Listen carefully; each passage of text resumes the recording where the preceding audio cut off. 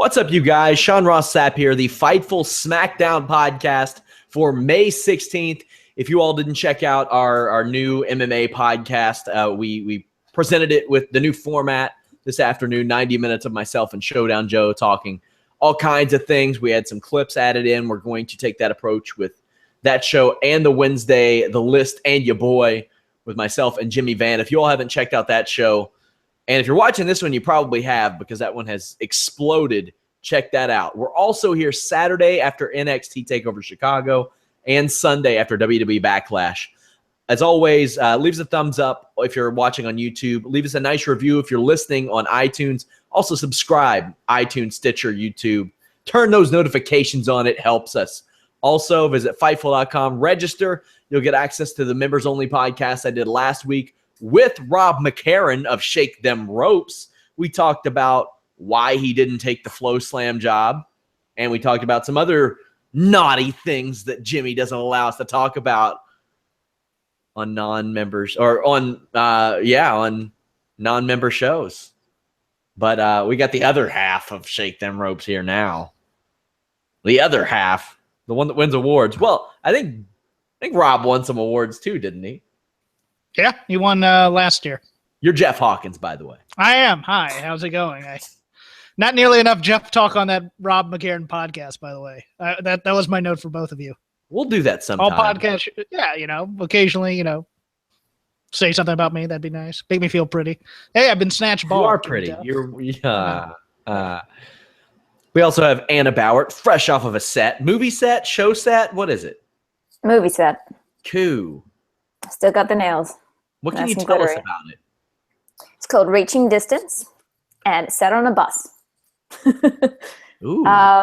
It's really cool. It's a very cool script. It's original, and I wear a lot of glitter.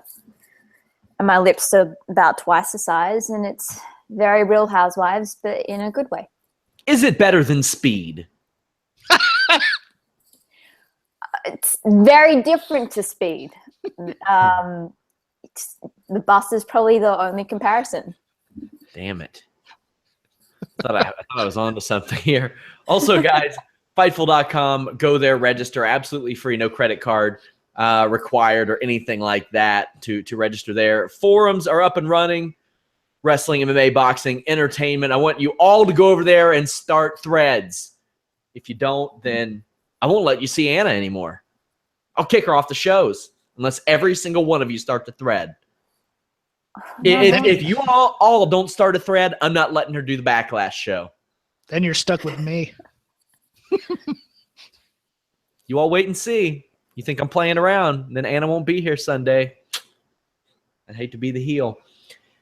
Anna, this was the go-home show for Backlash. What'd you think of it?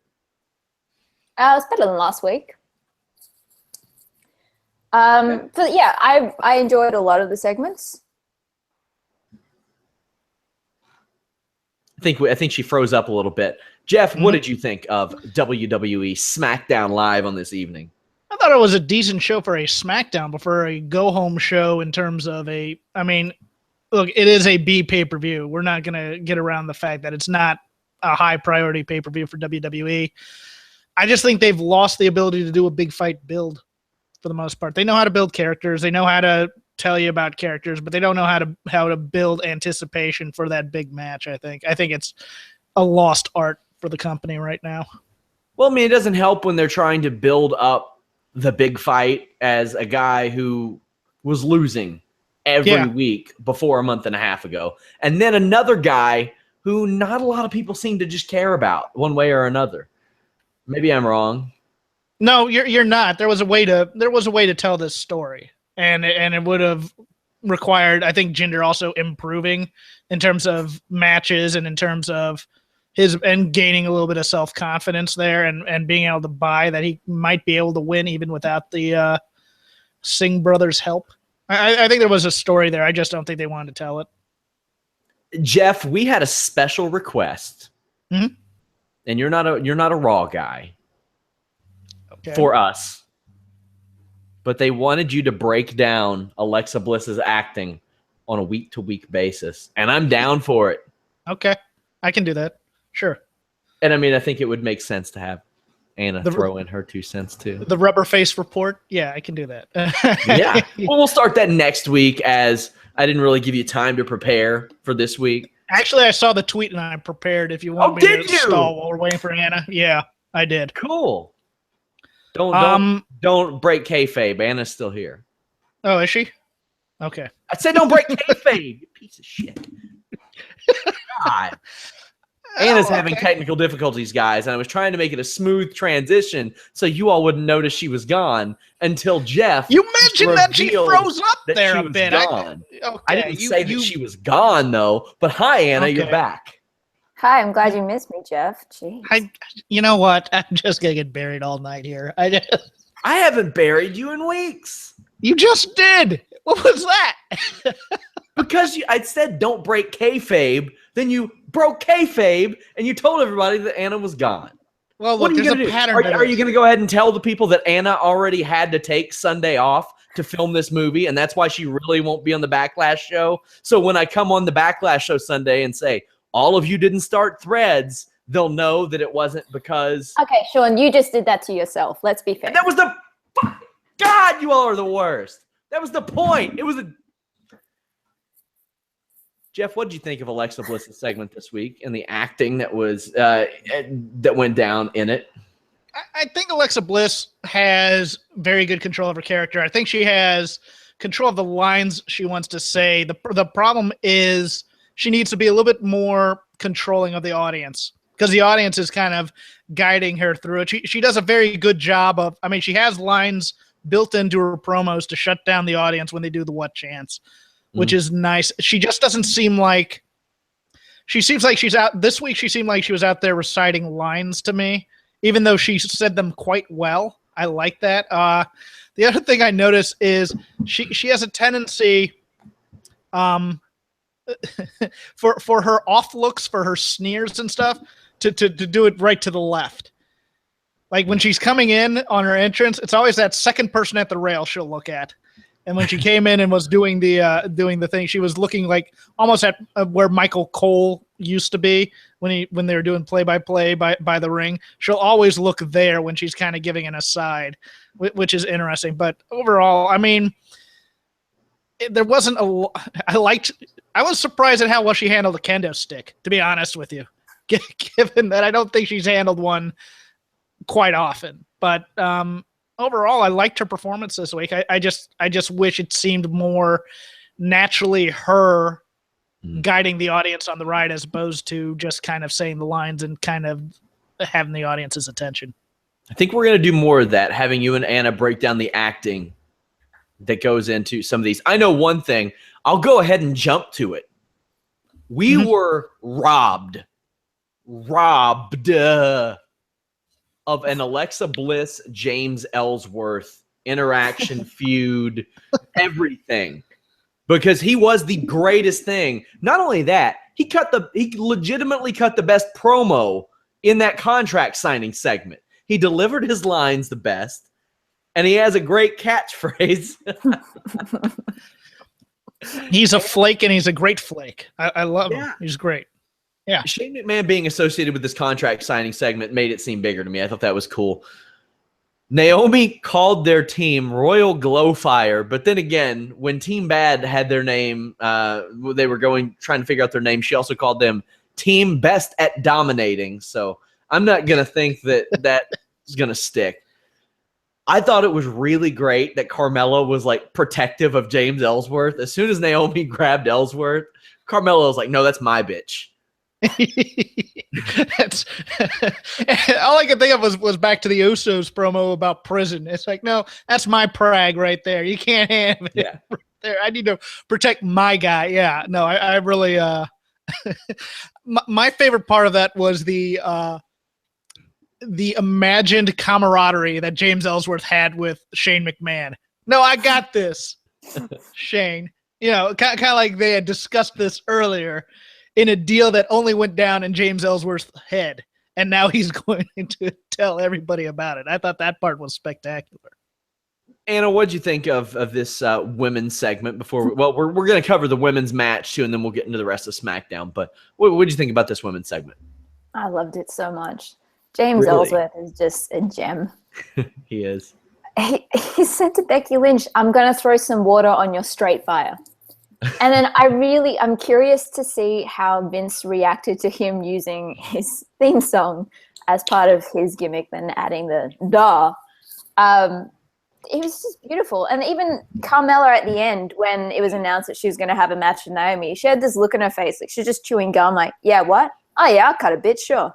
It was just tasty. It was nice. I enjoy Carmella's the one I always watch during these segments because she has the most centeredness of who she is in terms of what. This is just another day for her. A 6-person argument, like where it's about to go down. That's just another day for her. I feel like she's the kind of person that gets bored if there isn't some kind of drama around. Yeah. Although now that James Ellsworth has quoted the Vince McMahon theme song, I want the walk. I want Ellsworth to do the walk. That would be so much. He's a bargain. Whatever they're paying him, he's a bargain. Yeah. And talk about outkicking your coverage. That's James Ellsworth. And he made the most of it too. Like I'm sure he could have just like not strived to improve at whatever it is they were going to have him do, and he's embraced it. He's made it good, and good for him. That led to Carmella with the welcoming committee defeating Naomi with the Team Super Royal Glow Fire or something. Earth, Wind, Fire. Yeah, Tom Phillips is literally interrupting people now to call moves as "ooh." He was like, "No, wait, ooh, shut the fuck up, Byron, ooh." What was happening. I bet those Naomi speedball kicks look like ass in person. Have either of you seen them? No. Yeah, well, I did. I saw him at WrestleMania. Well, a person sent me a tweet from the venue, and I'll have to see what they said. Damn. I'm here at the show. I love Naomi and pretty much anything in boots and tights, but I can't help it. Those kicks look like shit. There you go. Carmella wins. This wasn't very good. No, but Carmella as a flaky, cowardly heel is stalling heel is the Larry Zbyszko we all need in this. I saw you mention that. Yeah, that fits for her too, because she's not going to be the best in the ring, but she could. Hey, maybe she could be the best at this. And here's the thing: she never lets go of that. Every move, every time she's in the ropes, she's screaming in that high pitched squeal. Are you kidding me? That kind of thing.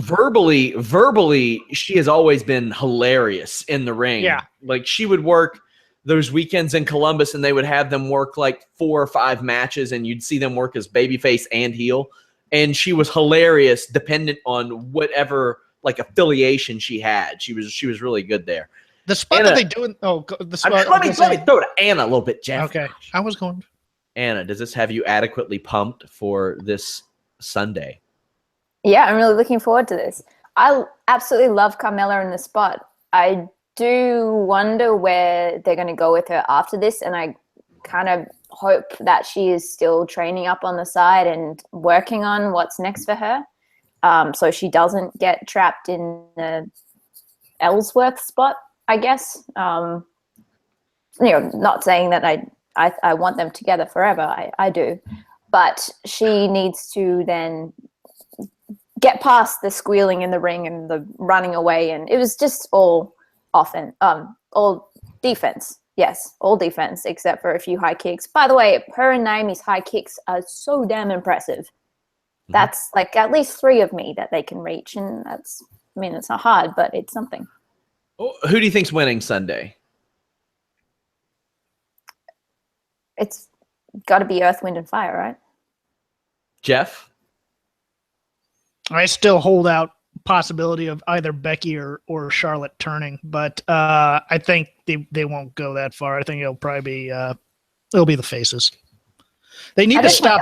You know what they need to stop doing? They need to stop doing that spot where Naomi does like the hard kicks to the side, because number one, their timing is off on that, and number two, it just makes Carmella look bad. I mean, that's just such a sloppy spot, and they've now done it in like 3 matches in a row. It's terrible.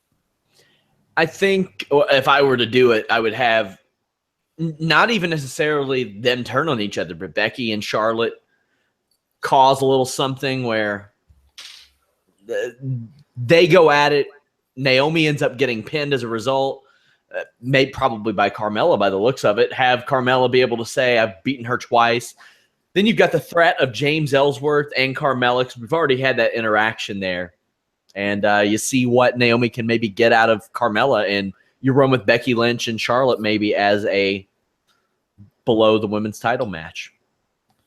That's possible. I just don't know if they're going to see. It's weird because I don't know if they're going to turn Charlotte full heel.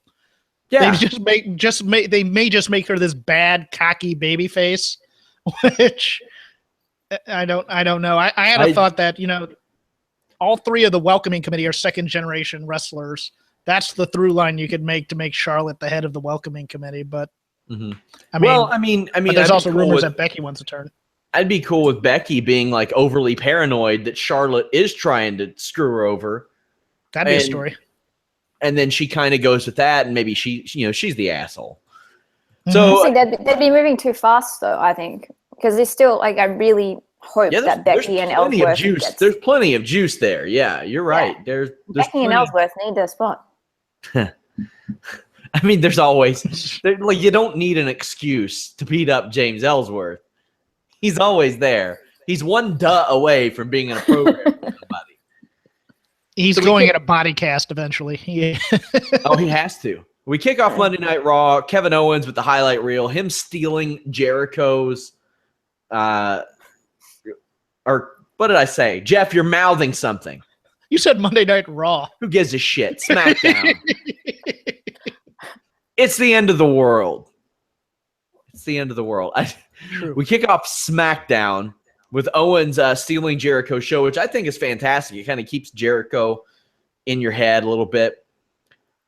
Styles comes out, and he and Owens have one of those overdone, we don't have to wait until Sunday type of deals. But I care about both of these guys, so I kind of give it a little more. I'm a little more lenient there. And am I wrong? Am I a hypocrite?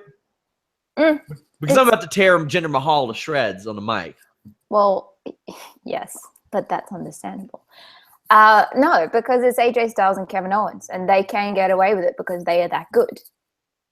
As much as it did rip my heart out a little bit, that KO once again is rubbing the memory of Jericho into the dirt. However, there's a special thing that KO does when he looks at footage of him beating up Jericho or something, and it's like he's drinking in the memory of pain when he's watching in the footage. He's like inhaling it in the ether. It's this cathartic, I don't even know how to describe it. It's just a beautiful moment. But AJ Styles, I think, was just awarded biggest face of the company by keeping us from having a Mahal interview. But we did get the Mahal interview, and he did the most heelish thing I've ever seen, Jeff. He quoted Gandhi. In Punjabi, no less. Yes. Because Gandhi is the world's biggest heel. Yeah. All that peace stuff. Yeah. Heel recognized heel. Am I right?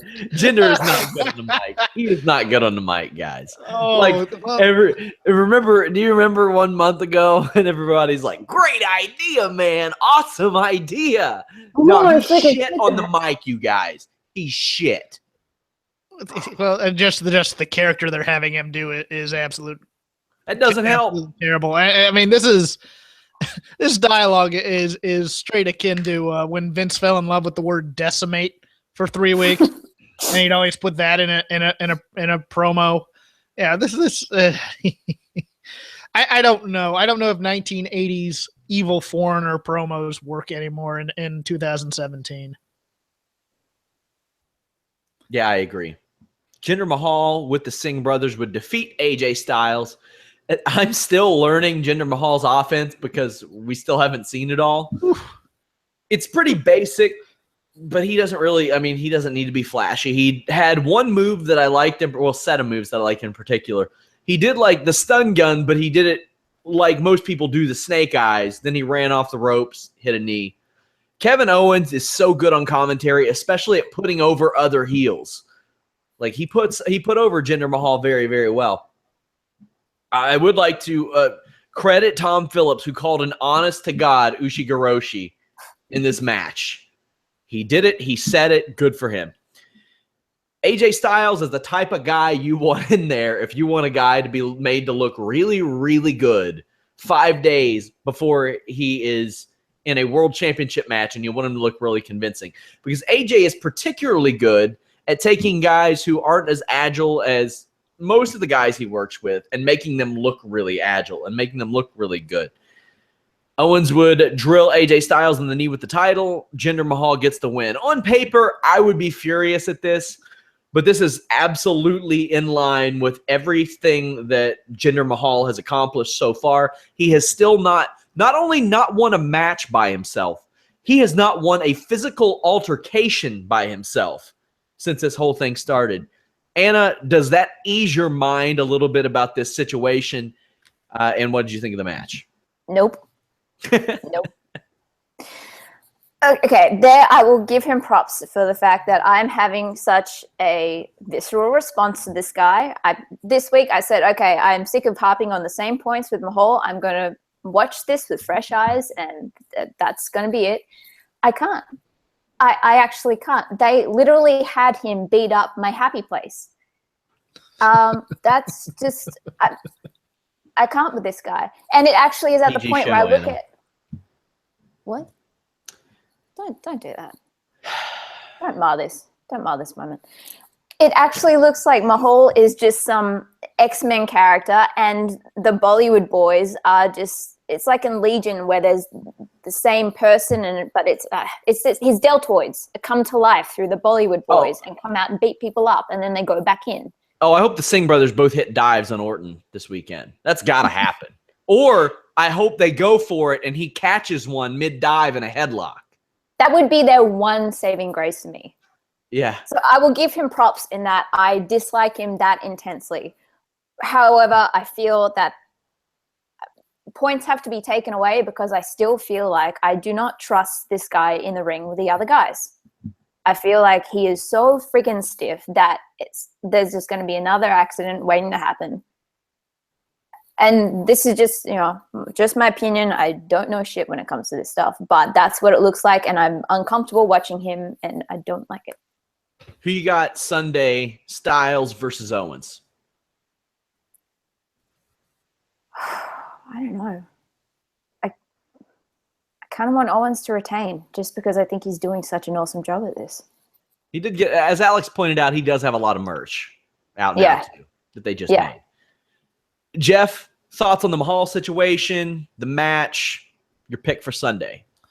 It's interesting you talked about his offense, because I think that right there is my issue right now. Is I don't think they ever decided whether or not he was supposed to have a big guy offense or if he was supposed to have a normal quote-unquote superstar offense. So it looks like he's trying to do both. He is kind of stuck in between physically. Like he's not as big as the big guys, but he's not like small either. And that is a weird area to be in. Yeah, what was he, 6'4" type of he's probably like 6'3" without the lifts and without the extra WWE inch, but he's a big dude. Yeah, it's one of those things where it's like not quite big enough to be a big man, but still towers over quite a bit of the roster at this point. My note on Kevin Owens' commentary, by the way, I love that he kind of mumbles to himself in character while still doing. He'll still make a point, and he'll just kind of say under his breath, "Come on, Jinder, just go." That kind of thing. I liked when he criticized the crowd for chanting USA, and JBL was like, "Well, they're chanting for you. You're the champion." He's like, "Yeah, good point." Yeah. I think this feud must continue, and I think Kevin Owens ends up winning probably through nefarious means. I'm gonna agree with you there. I think they need to ride this one for a while if they're gonna roll with Jinder Mahal at the top of the card. You want a very, very, very strong United States Championship program. And it's weird because last year The Miz brought all that prestige back to the Intercontinental Championship, but the United States Championship has been held by like pretty like guys way up on the card, like Roman Reigns and Kevin Owens, and now AJ Styles is going for it. So I mean, it's something that they have protected to a degree. Now you had a while back, you had a Kalisto reign in there that didn't quite fit, but it could be worse. We got more good stuff from the Fashion Files. This was neat. We'll talk about them more when we get to the match. Randy Orton backstage describing why people don't like Jinder, considering some of his political views, is kind of funny. And then we have this Ziggler promo. I don't know about this. Now, Nakamura is going to win this match Sunday. I don't think we need a prediction from anybody else. All agreed. Nakamura is winning Sunday. Okay. Yeah. But Jeff, put your acting critic hat on. Racist. Any hat. Racist. Yes, bald white guys all look alike to him. Are you Polish? Not last time I checked. Oh, well. What did you think about the Ziggler promo from an acting standpoint? Because I thought it was duty. I thought it was stiff, but I also thought it was within character. That's the one positive I'll take out of it. It's the tried and true. Look how long I've been here. You just got here. You haven't done anything on the main roster, and only geeks watch NXT, which I don't care for that part of it either, because you're always plugging the network on this show. So you kind of want to put all that stuff in a good light. You're also attaching a stigma. You're attaching a stigma to that. Yeah, but it's also a little bit too close to the Charlotte story too, in that you were on Raw, now you're here, and you haven't done anything here. And then also, the AJ Styles saying, "I've been here, I built this place." It's all kind of branches of the same tree. But for what Dolph does, this is the most Dolph promo that you can get. So I didn't have as much of a problem with it as you did. Hated it. Anna. I mean, that's kind of Dolph's thing, though, not to be offensive to the guy, but he's started as a Shawn Michaels rip, and then he doesn't have... I can't look at him and go, oh, that is uniquely Dolph Ziggler. It's always borrowing from something. And I don't know if, as for this promo, I mean, the package did most of the talking. The most Dolph Ziggler thing to me was the hair, and he took that from like 3 or 4 different other guys. Yeah. The only notes I had for this were, where are his friends from last week? Did he forget to pay them? And then he said something about beating Nakamura even before he wins. And then I started typing, "you need," and then Sami Zayn came up on screen, and I got distracted and cared more about that. So, what do you think about the Sami Zayn as annoying character? He's not annoying to me at all. I find him really endearing. It actually angers me. Does it? Yeah, it does, because they have a problem with likable baby faces, because on Raw, Bayley's out there starting fights and things like that, and then Sami Zayn is just this annoying guy. It's like almost like doing the right thing makes you a geek and a loser, and then what you really should be is this strong, take charge alpha kind of. Damn it. I'm going into my Vince type of impression, but no, I can't.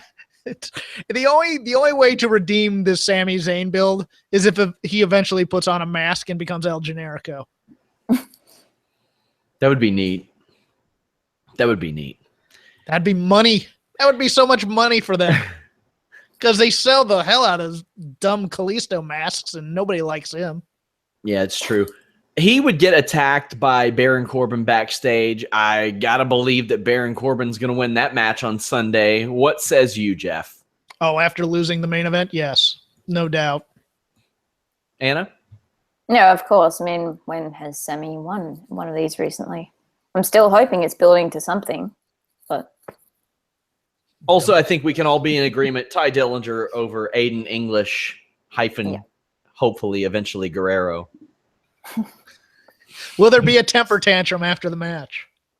So there was a rumor that this was like taking a shot at Mauro Ranallo. If so, grow up. SmackDown rolled on. Fashion Police defeated the Colognes. Byron Saxton with the great commentary line of the year. They're kind of like a new age APA. And JBL's legitimate reaction to that. I loved it. I was like, good job, Byron. This also very much in line with the current Breezango push. They struggled against a really bad team, but eventually won with a Falcon Arrow. A fantastic move. Then the Usos came out and cut another promo that is definitely not being written for them. Jeff, what did you think about all this that went down? The match, the new APA, the Falcon Arrow, and the Usos. Are we including the skit in this as well? Yeah. Because I absolutely adored just from a I get bored doing sketch comedy because you always have to do the same lines over and over and over again. But you could tell both were kind of playing with the script a bit, and there's from a comedic acting thing. If I had to do a scene with Fandango, it would drive me nuts because he's the type of guy who's trying to break you in every single scene. When he does a little touch of the lips on Tyler Breeze, where I'm just like, I don't think he was expecting that, but he held on to his character, which was great. I absolutely loved the sketch. The match, yeah, I don't like when you're building up contenders and you're giving them trouble with the lowest team on your ladder. That to me is an issue because I want to believe that this team can win the tag team titles, and that automatically takes me out of any hope for doing that when they have a competitive 50-50 type match. The Usos promo in the WWE canon in terms of tough guy stuff, which they don't let many guys do. This is as close to we're going to break your arms and you're going to like it that I'm going to get, I think. So I'll take what I can get as opposed to criticizing what it could be. But I think the Usos just sneer malice, which I like. I like it a lot. And that's the thing. A lot of people like it. Anna, do you think this leads to them getting over as baby faces once they turn heel? Because they're saying, hey, we're going to break said arms, then we're going to shove them up your ass. It seems to be working. Like they're getting, like I see people like reacting to them. I'd like to think people are reacting to them like this just because it is something that seems a lot more organic coming from these guys than something pre-written and gee willikers makes you want to punch someone in the face. As opposed to it just being a sign of the times, and that's the way humanity is right now. I think they're doing a fantastic job though, and I think that's also why people like them so much. In terms of the Colons, Breezango struggling against them. Weren't they up against American Alpha for the Beat the Clock? Yeah. The Colognes were. So, yes. Yeah, the Colons. So I don't think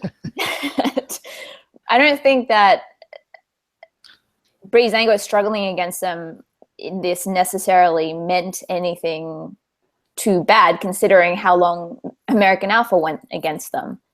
Mm-hmm. I don't think there was any problem with it. I mean, it's very indicative of how they've gotten to this position anyway. And that Fashion Files segment, I'm a few stories up in my building, and people on the street below could hear me laughing. I think going to Anna's point real quick, let me comment on Anna's point real quick. I think it's not only just the organicness, and I think that's a huge part of it. It doesn't sound like it's a scripted by a writer type promo. I think it also gets to there is still a certain facet of this audience that views professional wrestling or sports entertainment as a fake fight that you're supposed to have, and it brings kind of that roughness that you're supposed to have in these types of things as opposed to the colorful characters and the whitewashed corporate aspects of WWE. There's still, when you come to the arena, you want to see people fight and you want to see them talk smack. And I think that gets to the core base of what people think professional wrestling should be. Somebody asks, how do the Usos have enough stroke to have unscripted promos? Come on. Well, wait until they get into a program with the New Day, and then it's going to be a lot of fun. Oh, yeah. I think. Oh, yeah. I'm actually excited for that. I have the Usos winning this match Sunday. Yeah. But what we haven't had to see is Tyler Breeze versus Jimmy Uso, Fandango versus Jey Uso, and all the little mixtures in between. And I'm cool with that. Mm-hmm. I'm cool with the Usos coming out and saying, we're kicking your ass in 12 days. So be ready. Both of you all have the Usos as well? Yes. Unfortunately, yes. Disappointed in you all not putting over the Falcon Arrow. So we're going to move on. Wow, we're already at Randy Orton defeating Baron Corbin. Orton starts off with a headlock. Headlock, leg scissors. Headlock, leg scissors. Headlock, leg scissors. Intentional, Dive. Jeff? Oh, yeah. Oh, yeah. This was exactly the match I thought these two would have. Maybe a little bit faster paced than I thought it would be towards the end.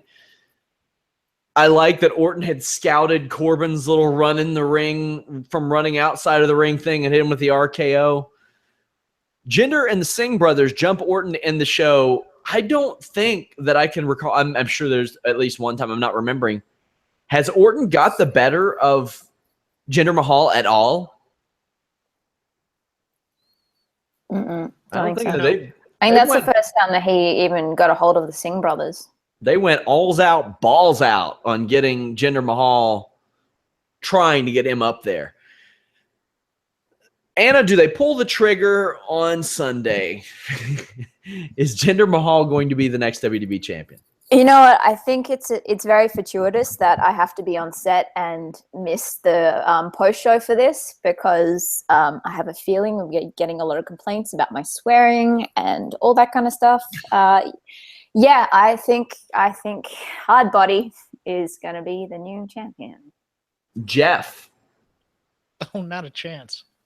I don't think they're suicidal on that. I really don't. Really? I was disappointed that they made that Baron did a clean finish there. I was, because I thought that they were looking to build him up for later. It doesn't necessarily hurt him. It was ready-made for Sami Zayn to screw him. I thought Sami Zayn might screw him. I thought Baron may join in on the beatdown and eventually leave. I mean, there were options there. I just think they were trying to build up Randy as the strong champion going into this match against Jinder, which I don't think you really need to reiterate how tough Randy Orton is against Jinder Mahal. I found that part lacking. They're not putting the title. They didn't put on Ellsworth, and that was a much more organic story to tell. when he had you cannot compare Ellsworth with Mahal's push. Ellsworth would be a much more. I would prefer Ellsworth over Mahal. Trust me. I don't put where this is heading. I don't put it past them to put the belt on Jinder by a screw job via the Singh brothers, where they all celebrate like they earned it. I have no doubt that is on the table. I just think they're going to sit down eventually and they're going to go, we're going to get killed in every arena we go to if we put this belt on Jinder Mahal. Okay, my question, what do you think the build was for then if they're not going to do that? Just to see, this is the toe in the water push kind of thing, to see if they can make an Indian star. which is baffling given they decided to make him a heel to do it. They've done this before. They've built up guys that they have no chance of winning, and then they don't pull the trigger, and you wonder what it's for. I mean, they did it with R-Truth against John Cena. Will the Boston Celtics draft Jinder Mahal? That's what I want to know. Or is it going to happen? I think yes. Maybe you know what? Maybe the Kings will. Kings have a couple of draft picks in that top 20. The Kings will probably trade up to draft him. I think Randy Orton's going to win this. Maybe, but which I don't know. One line of thinking is Rusev. First off, where was he tonight? Yeah, and they may bring that partnership back. Oh God, I don't think the partnership's coming back unless Jinder's his bitch. Because this is you've proven Rusev can work in this spot. He's done it before. He's been there. It's worked out swimmingly. But I almost think that Jinder or Rusev is maybe in line for something else. I'm not going to speculate and say who, but I think maybe he's going to have a little bit of an interaction, a feud like with Shane McMahon for not giving him that title match, if that's what happens.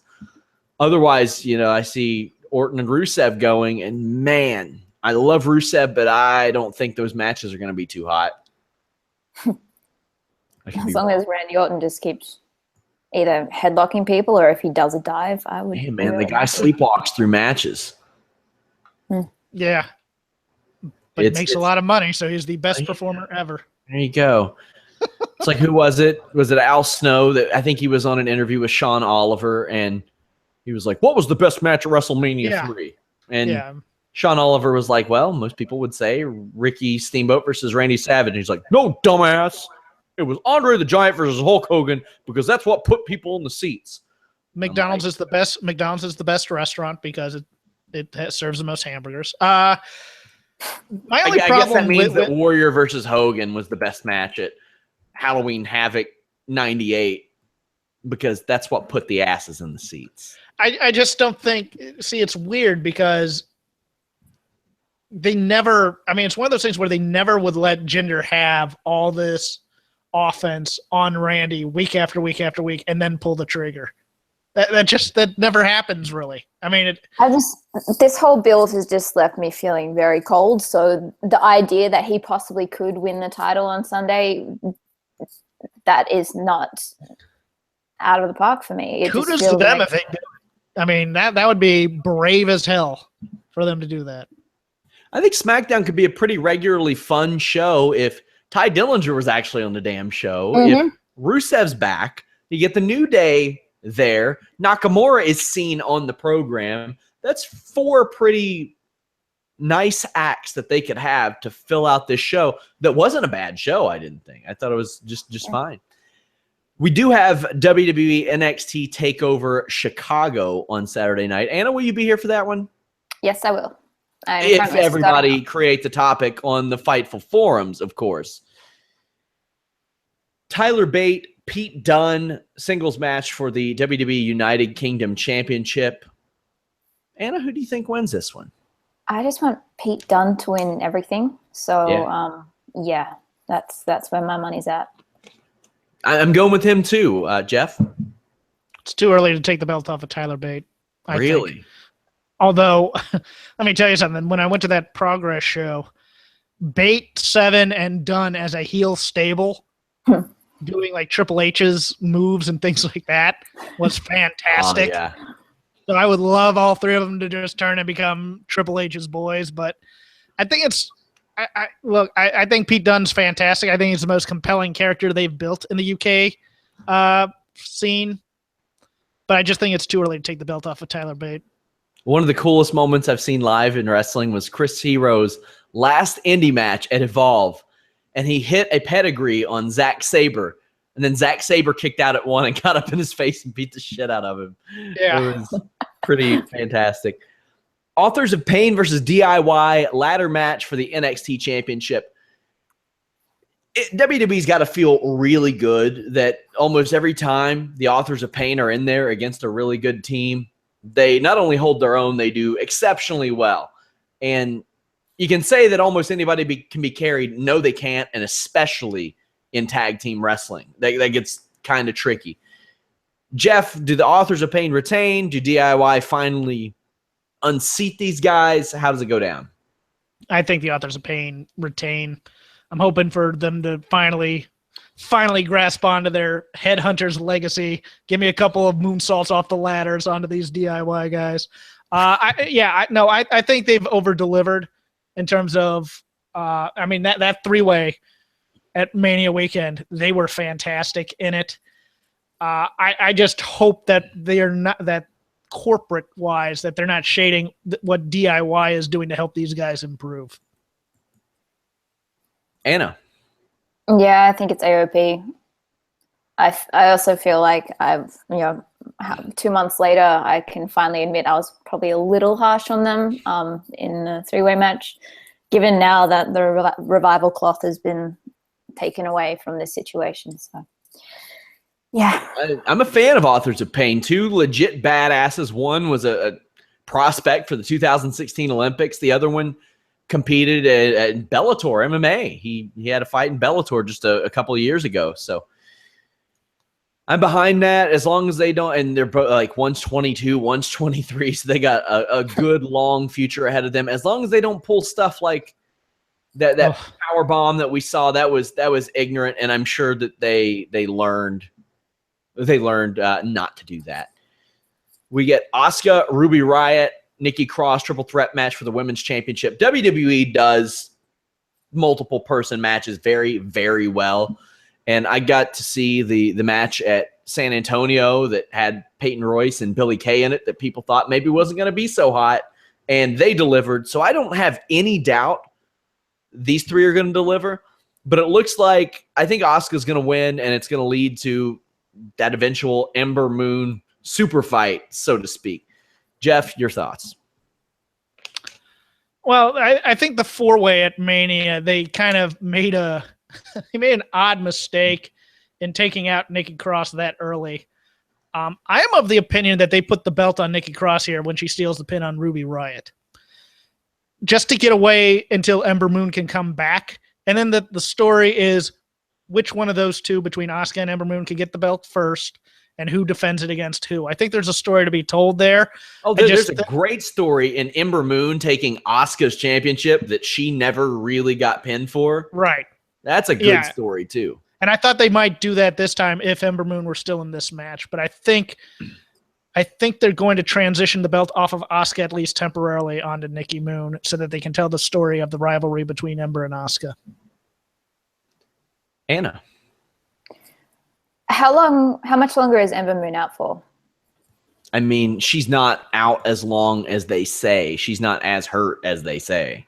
So, given that being the case, I don't think they take the title of Asuka. I think she's going to retain, and then it's going to be because of some scuffle between Nikki Cross and Ruby Riott.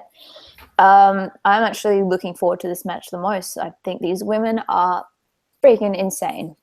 Oh, yeah. I'm hyped. Itami versus Rude. In my opinion, this is going to be, I'm not saying it's going to be bad, but I think it'll probably end up being the least exciting match of the night, maybe the worst match of the night. And I'm not saying it'll be bad or anything. Wasn't a big fan of Nakamura versus Rude either time. Call me crazy, whatever. I know a lot of people loved it. It just wasn't my thing. But I think Rude probably retains here. I don't know if Itami is the guy. I don't know if he's clicked yet. Anna, what do you think? I'd be really interested to see what an Itami run would look like, but I don't know if they're going to go with that yet. Jeff. They're saving it for Drew Galloway. He's not winning. I kind of agree with you. I'm a little bit hesitant about the match, but not necessarily from a Tommy's point of view. I just there's something. Look, Rick Rude, Bobby Roode has a hell of an entrance, and then once you get in the match, there's nothing. It doesn't have that main event heft to it. When I watch him do a match, and I like Bobby Roode, I think he's very, very talented. There's just something missing in the entire package where he doesn't feel like the champ to me, and I don't know what it is. I think he's one of the people that you need to match him up really carefully with his opponent. The Nakamura one, their styles didn't gel together for some reason. Yeah, for me, I mean, I know a lot of people loved that match. I didn't. I thought it was a little too slow. It was way too slow paced for me after the show that had preceded it. Like, I thought that was rough, pretty rough. Jeff, what do you think gets added to this show? There are only 4 matches and a lot of people off. Do we get the typical Sanity versus 3 guys? Strong, Ono isn't on the show. Aleister Black isn't on the show. Yeah, I think we're definitely getting an Aleister Black match and a Roddy better. Strong match in there. I could see them also putting Galloway and maybe Ono together in a match, which would be quite sweet, to be honest with you. Yeah. And I think Andrade Cien Almas may make an appearance as well somewhere in here. Yeah, he's so good. He's so good. They have restocked pretty damn well. Now, it's not as high profile of names as they formerly had, but NXT has restocked themselves very well. I had the privilege of going to an NXT event right before the draft last year. So I got to see like the last week of so many of those guys. That was really cool. And I'm going Thursday, and I get to see a lot of these people again after it's just been like reloaded. I think that Aleister Black can be something very, very special. I think Chris Hero might be an NXT lifer if he stays there, but he's more than fantastic in that type of spot. Those vignettes for Roderick Strong did wonderful things for him. Sanity has carved their little, like, has exceeded what I thought that they would do upon their debut. I like the additions to the women's roster. I like the idea of Daria emerging eventually, because I've always liked her since she adopted that gimmick. There's a lot of promise in NXT right now, and Jeff, for a little while, it didn't look like that. Oh no, they had a definite dry period for a while there, especially when it seemed like all they were doing was Samoa Joe versus Nakamura ad nauseum. Yeah. It was weird because I'm not the biggest Ty Dillinger fan in the world. I'm happy he's on the main roster, but I thought that was also weighing down the mid card on NXT, having to build this story around him and Rude and things of that nature, and was kind of benefited from that dry period big time. Yes. Yeah, he did. No, he benefited. I just didn't find his rise terribly compelling, to be honest with you. But that's just me. I have a prop bet for you. I know what the prop bet's going to be. Do Adam you? Cole. No, that's not. But that's a good one. That's a good one. Do they blue ball the Chicago audience, or do they let Itami hit the GTS? I think he hits it. Okay. I think he reclaims the move. Anna, what do you think? I hope so. Especially after the tweet that he sent out. Yeah. Hey, he needs it. I don't want him to be like Finn Balor, just throwing kicks and stomps all day and drop kicks. The guy needs it. I don't think Adam Cole's not there. Now, one of the Stardom girls might be, but I don't think Adam Cole is. Well, one of the Stardom girls sitting next to like Pat Patterson and Sergeant Slaughter or something. Yeah. That's how they'll do it. You'll never believe who's here. Oh, man. How does Sergeant Slaughter keep scoring these +1s? That son of a bitch. Anna, anything in particular you're looking forward to most this weekend from WWE programming? I'm really looking forward to TakeOver. Talking about the whole dry period, it's NXT. I've never, even when it has had the down periods, it's never been a concern to me because they just seem to somehow always get back on track. Mm-hmm. And their takeovers somehow always over-deliver. And touch wood, I didn't just jump the gun there, but I think it's going to be something awesome again. It got way too formulaic for me.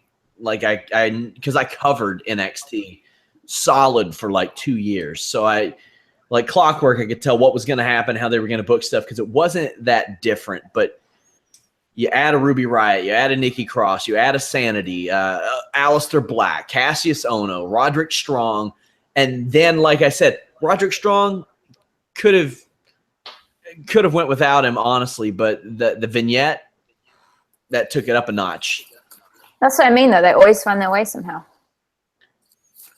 Now, I got to say this. My nightmare right now, is a Bobby Roode versus Randy Orton match. I don't want to watch them wrestle. Jeff, are you frozen? Nope. You are a little bit.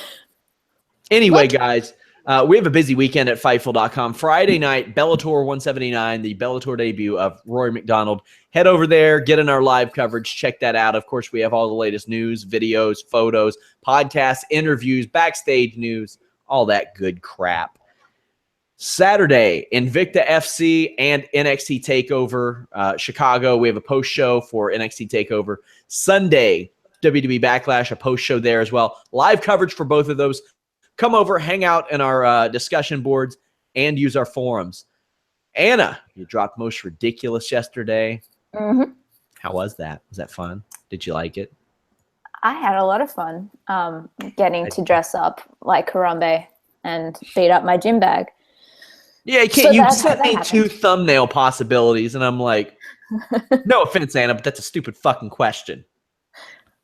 Well, because one might think that dressing up as Braun Strowman isn't the most attractive possibility, though I will say I do look quite dashing with a mustache, so I take that back. And it's something I can't unsee, though. That's the problem. For the person referencing this in the chat, Star Wars is much better than Finn Balor's moveset. Yeah. SRS, will you get a haircut soon? Maybe next March or April. Maybe. That's what I'm targeting, a haircut. Jeff, tell the people about Shake Them Ropes. This week on Shake Them Ropes, we'll also go over all the things for the weekend. Raw, NXT. We may even hold off and do the UK show for Friday. Who knows? There's a lot of shows happening this weekend. Also, your boy here. After this show, I'm driving down to AfterBuzz, talk more about Smackdown if you want to listen to that. Awesome. Definitely check that out. Good people over there. I got to say, Drew Gulak wins it for the night. He's running his no-fly zone gimmick, and he got Randy Orton to pose with his poster. So props to him for that. That is brilliant. Striking while the iron is hot is Drew Gulak. Hey guys, if you happen, actually you don't have to be in the Northern Kentucky area, but if you are in the Northern Kentucky area, Thursday I will be at NXT Highland Heights with my wife. Come say hi to me. That would be really cool. If you're in the Northern Kentucky area, next weekend I am doing commentary for Premier MMA Championships 3. It will be broadcast on FloSlam, so come say hi to me there as well. The Northern Kentucky area has been kind of like an underrated hotbed for MMA. We produced Bellator, UFC, M1 fighters, all kinds of people. So check that out as well. As always, Fightful.com. Get on those forums.